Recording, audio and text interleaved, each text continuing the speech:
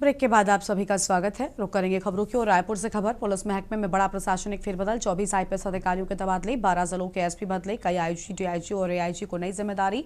Ajay Kumar Yadav IG Rajnandgaon range, Chandramohan Singh SP Dantewada, Trilok Bansal को मिली बेमेतरा की कमान और संदीप कुमार पटेल बने एसपी नारायणपुर। बड़ी जानकारी आपको हम बता रहे हैं।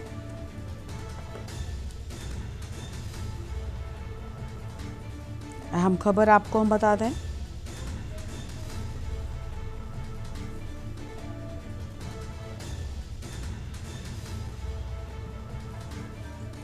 अजय कुमार यादव आईजी राजनांदगांव। बड़ी खबर आपको हम बता रहे हैं। चंद्रमोहन सिंह एसपी दंतेवाड़ा।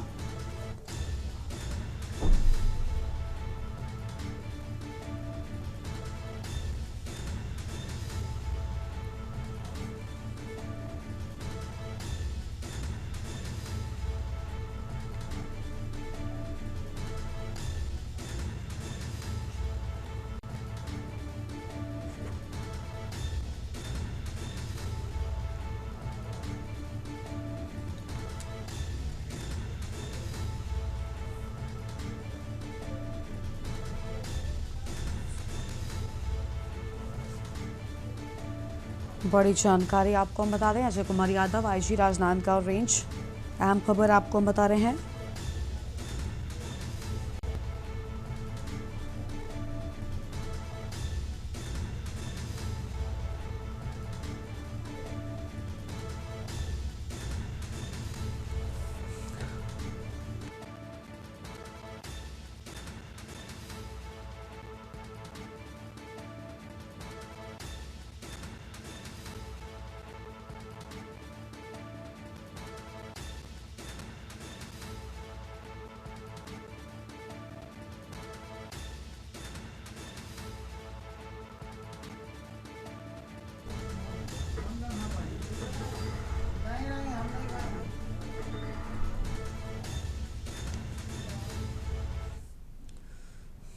रायपुर से खबर है। नवा रायपुर के भूखंड आवंटियों को बड़ी राहत। कैबिनेट ने ओटीएस योजना 2024 को दी मंजूरी। 31 मार्च 2027 तक लागू रहेगी ओटीएस योजना। पात्र आवंटियों को ब्याज और अधिभार में मिलेगी राहत। रुकी हुई परियोजनाओं को मिलेगी रफ्तार। लंबित मामलों का होगा समाधान। बड़ी जानकारी आपको हम बता दें, कैबिनेट ने ओटीएस योजना 2026 को मंजूरी दी है।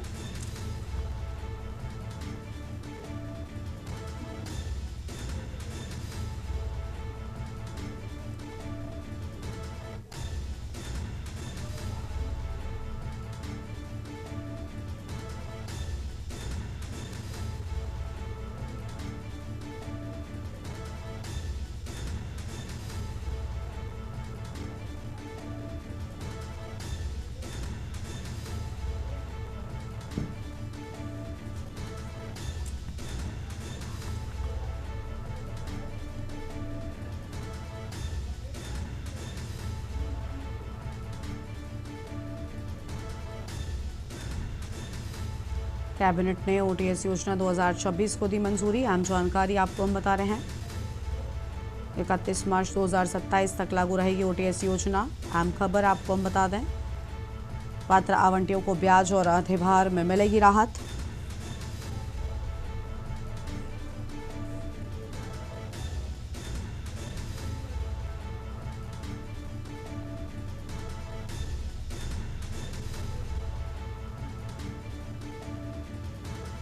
रुकी हुई परियोजनाओं को मिलेगी रफ्तार।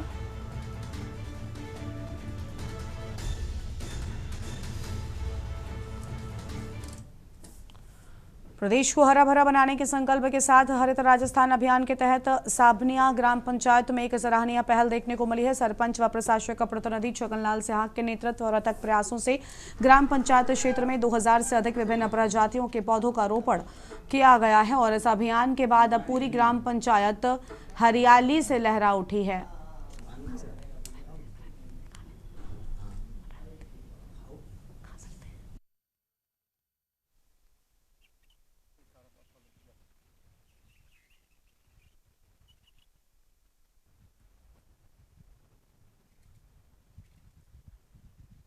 यहाँ ग्राम पंचायत में कुल 2000 पौधे लगाए गए हैं। 500 पौधे पंचायत घर में और 500 पौधे शमशान भूमि में और 1000 पौधे है सार्वजनिक जोड़ पायतन में। और माध्यमिक विद्यालय में और भी लगाया हुआ है। और पूरों की टाइम टाइम पर देख रेख की जा रही है, टाइम टाइम पर पानी भी दे रहे हैं और पूरे पौधे हरे भरे जीवित खड़े हैं।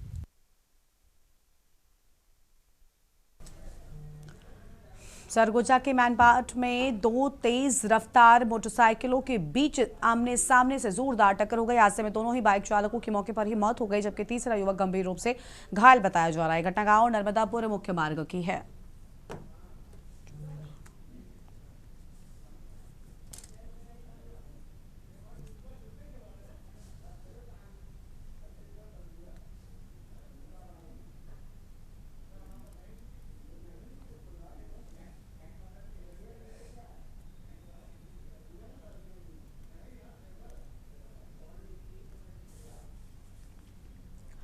आगे बढ़ेंगे खबरों की ओर। राष्ट्रीय वेक्टर जनित रोग नियंत्रण कार्यक्रम के तहत सरैयाहाट प्रखंड के सरकारी एवं गैर सरकारी आवासीय विद्यालयों में मलेरिया जांच अभियान चलाया गया। स्वास्थ्य विभाग द्वारा अध्ययनरत बच्चों की मलेरिया जांच की जा रही है। स्वास्थ्य विभाग की टीम आवश्यकतानुसार रैपिड मलेरिया टेस्ट के माध्यम से बच्चों की जांच कर रही है तथा मलेरिया से बचाव और रोकथाम के प्रति जागरूक भी कर रही है। यह अभियान प्रखंड के सभी MPW एवं स्वास्थ्य कर्मियों के सहयोग से संचालित किया जा रहा है। स्वास्थ्य विभाग ने विद्यालय प्रबंधन, अभिभावकों एवं आम लोगों से अपील की है कि बुखार या मलेरिया के लक्षण दिखाई देने पर तुरंत ही निकटतम स्वास्थ्य केंद्र से संपर्क करें तथा अभियान में सहयोग करें।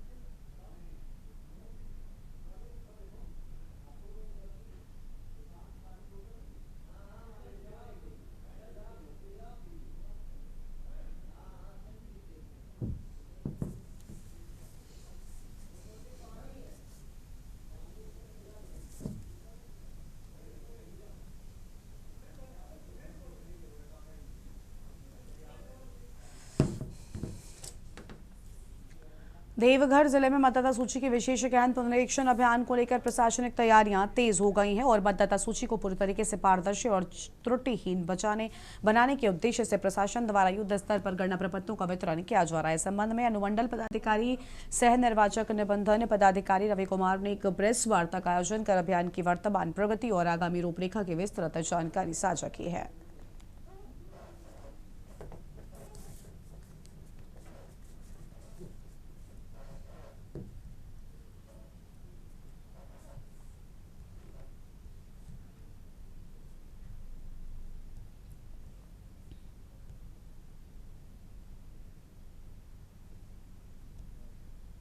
प्रिंट करके भेजा गया था। शुरू में आधे लोगों का फॉर्म प्रिंट किया गया था।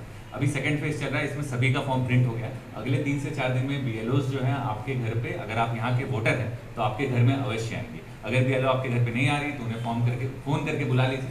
सभी को, जितने भी वोटर्स हैं यहाँ पे जिनका नाम वोटर लिस्ट में है, सभी को 2 फॉर्म मिलेगा।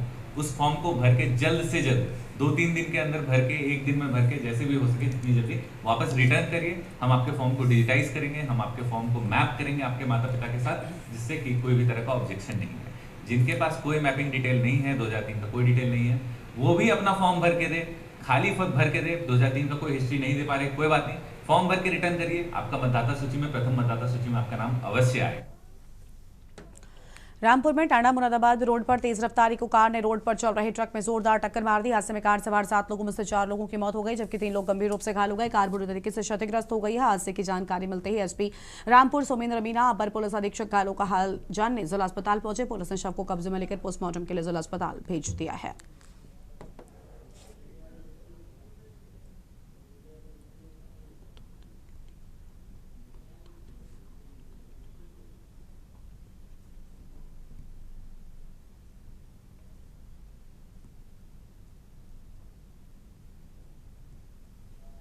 सुबह तकरीबन 5 बजे स्वार टांडा मार्ग पर एक सड़क दुर्घटना हुई है, जिसमें मारुति वैन में सवार 7 व्यक्ति, जिसमें से मौके पर 3 व्यक्तियों की मौत हो गई और एक ने हॉस्पिटल में इलाज के दौरान दम तोड़ दिया। 3 अन्य व्यक्ति घायल हैं।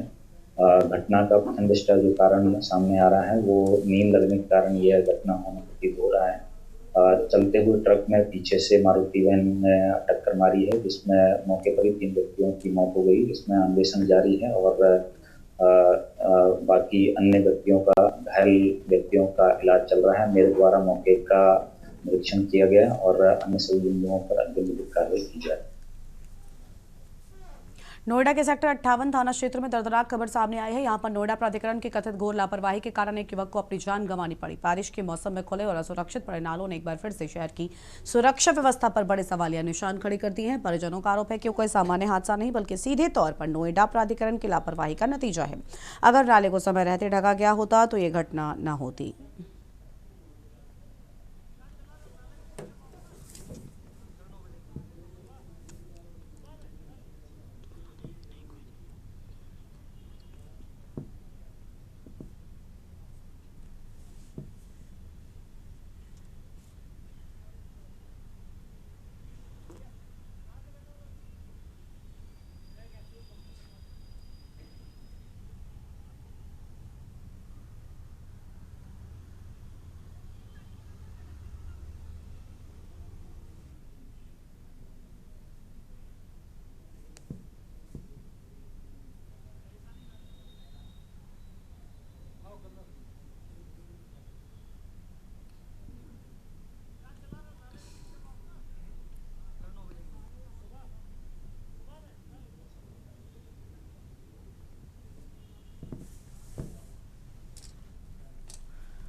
धार्मिक नगरी अयोध्या को विश्व स्तरीय स्मार्ट सिटी बनाने के बड़े दावों के बीच जमीनी हकीकत कुछ और ही बयां कर रही है। मानसून की शुरुआती और हल्की बारिश ने स्थानीय प्रशासन के दावों की पोल खोल कर रख दी है। रामघाट से खलिकापुरवा जाने वाला मुख्य मार्ग इस समय पूरी तरीके से जलभराव और गहरे गड्ढों की चपेट में है, जिससे स्थानीय निवासियों और श्रद्धालुओं को भारी दिक्कतों का सामना करना पड़ रहा है। ये मार्ग केवल स्थानीय लोगों के लिए ही नहीं बल्कि अयोध्या आने वाले लाखों श्रद्धालुओं के लिए बेहद महत्वपूर्ण है। रामघाट से खलिकापुरवा जाने वाला यह अंदरूनी रास्ता सीधे अयोध्या धाम बस अड्डे को जोड़ता है। जब भी मुख्य मार्गों पर भीड़ भाड़ या रूट डायवर्जन होता है तो राम मंदिर जाने वाले श्रद्धालुओं के लिए एक प्रमुख वैकल्पिक मार्ग की भूमिका निभाता है।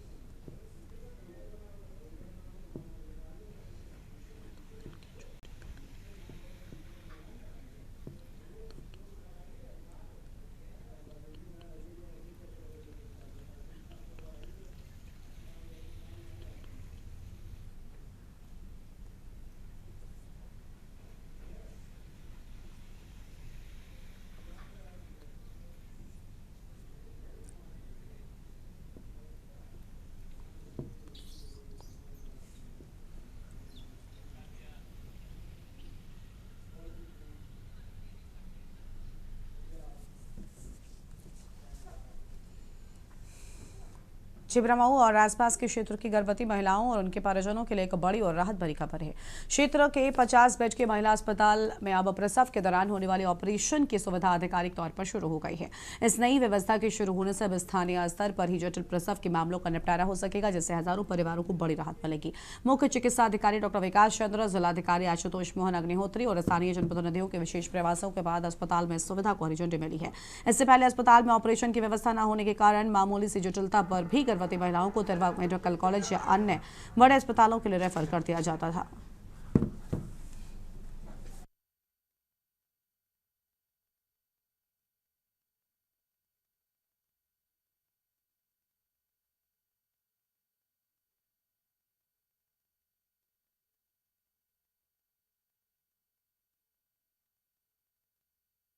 रहने वाले लोगों के लिए एक बड़ी सौगात और एक बड़ी सुविधा यहाँ के महिला चिकित्सालय जो 50 बेड का बना हुआ है यहाँ पर सामने आई है। पहले यहाँ पर महिलाओं के प्रसव संबंधित ऑपरेशन की सुविधा नहीं थी।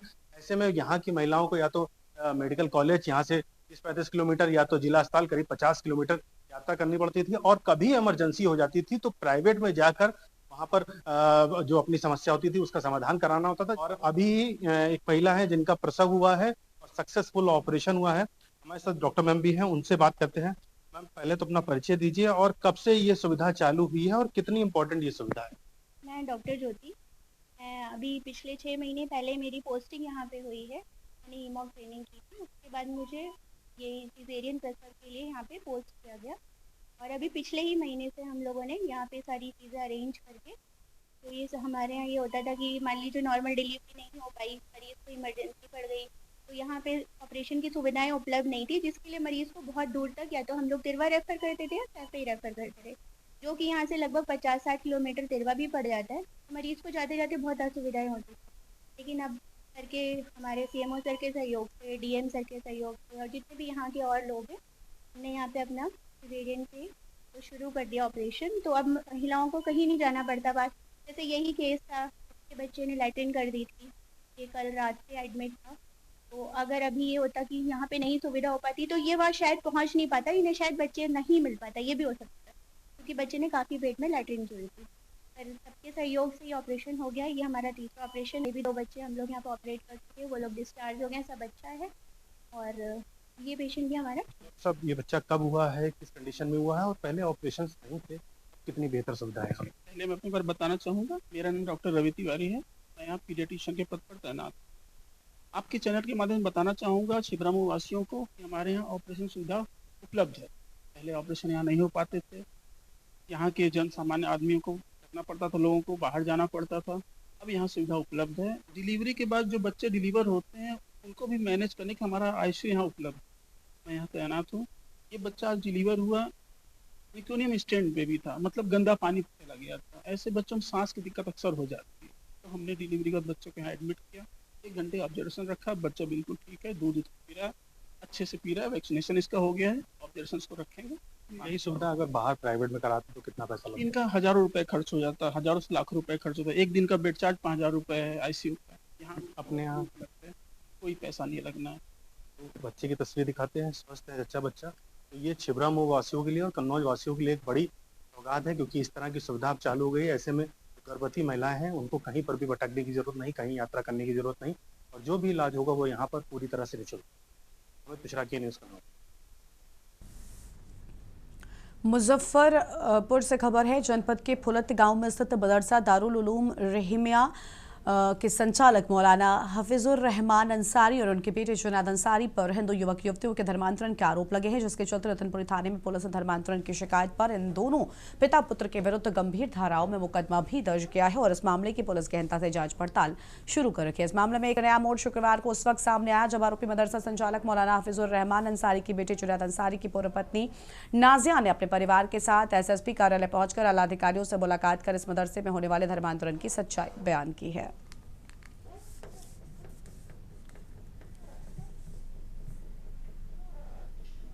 मुजफ्फरनगर के फुलत मदरसे के अंदर हिंदुओं के धर्मांतरण का जो विषय हमने उठाया था, उस धर्मांतरण के विषय के संबंध में इसी मदरसे के संचालक के परिवार की पुत्र वधू ने आज मीडिया को सारा खुलासा कर दिया है।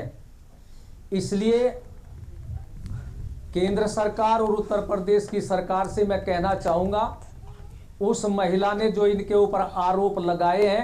सर, ये जो हिफ्जुर रहमान है वो मेरे ससुर थे, तो जो धर्मांतरण करते थे मैं उसके बारे में गवाह हूँ। और जो गोकशी मतलब गौहत्या करते थे और लड़कियों को मुसलमान बनाते थे, लड़के को भी। बल्कि जो अब्दुल रहमान था उसको भी उन्होंने, वो मेरे कमरे के बराबर वाले कमरा था उसका, तो उसको उन्होंने वो बनाया है, मुस्लिम बनाया है, उसका धर्मांतरण किया है मेरे सामने। और पर ये जो आप किस नाम से मदरसा है, क्या है? सर, इनका मदरसे का नाम है दारुल उलूम रहीमिया ग्राम फुलत, और मेरे ससुर का नाम है हिफ्जुर रहमान। ये फुलत के रहने वाले हैं। तो कब से ये इस काम को कर रहे हैं? सर, ये 10-11 साल से ज्यादा चल रहा है। सर, कब से कर रहे हैं? सर, ये मैं क्या बताता रही हूँ, 10-11 साल हो गए। नोएडा में इंजीनियर आर्यन की मौत का एक्सक्लूसिव सीसीटीवी सामने आया है, जिसमें आर्यन सड़क के किनारे फुटपाथ पर चलकर ऑफिस जा रहे थे। इस दौरान टूटी स्लैब पर उसका पैर पड़ता है और सीधे नाले में गिरता है। कुछ सेकंड में वहां एक युवक उसे उठाने आता है, लेकिन उसे आभास हो जाता है कि नाले में हाई वोल्टेज करंट है। अधिकारियों के मुताबिक करंट से आर्यन की मौत हुई है। मामला नोएडा के सेक्टर 58 का है।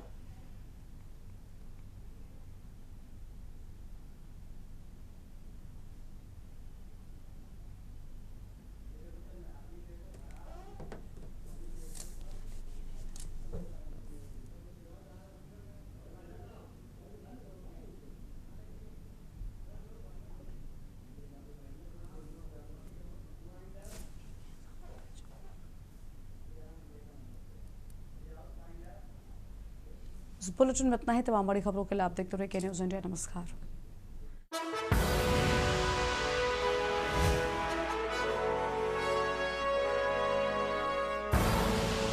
आप देख रहे हैं के न्यूज़, खबरों का